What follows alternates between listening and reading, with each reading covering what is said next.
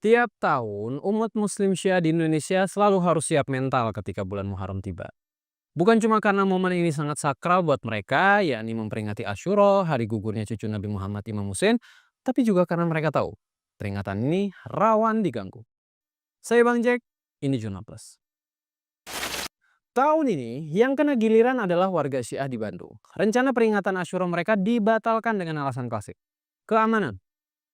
Tapi banyak orang curiga ini bukan soal keamanan, melainkan tekanan dari kelompok-kelompok yang memang alergi dengan keberagaman.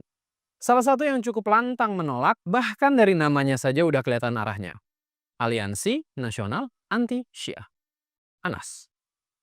Bila aparat menyerah pada ketekanan yang tak masuk akal ini, maka pertanyaannya bukan lagi soal Syiah atau peringatan Asyura, melainkan seberapa dalam dan luasnya negara ini dikendalikan oleh toleransi.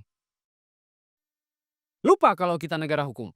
Konstitusi Indonesia menjamin kebebasan beragama dan beribadah. Ini diatur dalam Undang-Undang Negara kita. Pasal 28E Undang-Undang Dasar 1945 menyatakan bahwa setiap orang bebas memeluk agama dan beribadat menurut agama dan kepercayaannya masing-masing. Maka melarang peringatan Asyura, apalagi jika akibat tekanan kelompok intoleran, jelas itu adalah pelanggaran langsung dan terang-terangan terhadap prinsip dasar negara.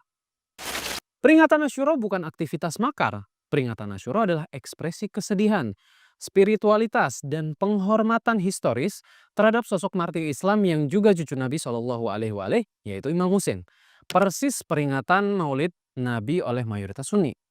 Jadi, kenapa yang satunya dirayakan besar-besaran, yang satunya lagi malah dihalangi? Apakah kita memang bangsa yang menghargai keberagaman atau cuma mau toleran selama semua orang sama dengan kita? Intoleransi, jika dibiarkan tumbuh, akan menggerogoti Indonesia dari dalam hingga mengeras menjadi radikalisme, bahkan terorisme.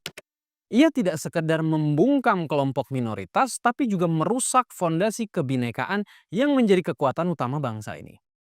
Kita sering bilang, bangga bahwa Indonesia itu kaya dan beragam. Tapi kalau intoleransi dibiarkan merajalela, semua itu bisa runtuh dalam sekejap.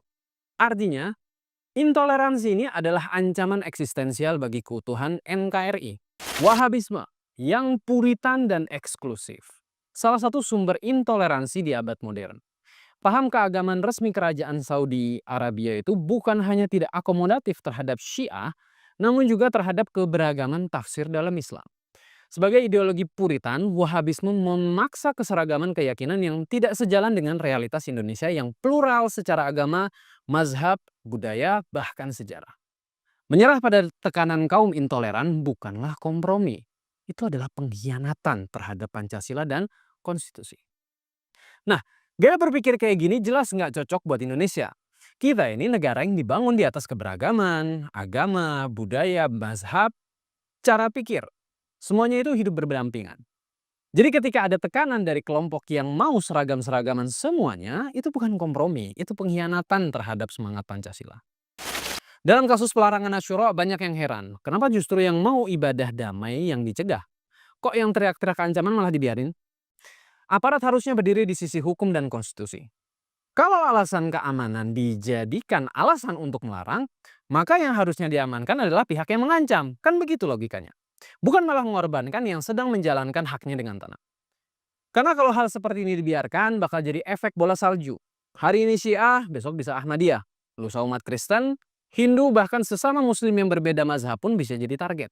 Semua bisa kena giliran. Kini negara sudah harus tegas.